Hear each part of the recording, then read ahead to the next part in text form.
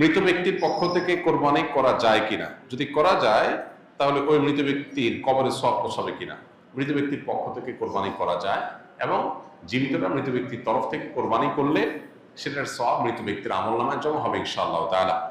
মৃত ব্যক্তির পক্ষ থেকে কোরবানি যে করা যায় এর বহু দলিল রয়েছে, বহু প্রমাণ রয়েছে। আলী রাদিয়াল্লাহু তাআলা আনহুর মধ্যে এটি তার আমল দ্বারা প্রমাণিত যে তিনি মৃত ব্যক্তির তরফ থেকে কোরবানি করেছেন, সাহাবীরা অনেকেই করেছেন। নবী করিম সাল্লাল্লাহু আলাইহি সাল্লাম তার তরফ থেকে করার পাশাপাশি ইব্রাহিম আলাইহিস সালাম এবং পরবর্তী উম্মার তরফ থেকে তিনি কোরবানি করেছেন। সো যিনি নাই, অনুপস্থিত বা মৃত, এই ব্যক্তির তরফ থেকে কোরবানি করা সর্বসম্মতিক্রমে ওলামা কেরামতে জায়েজ।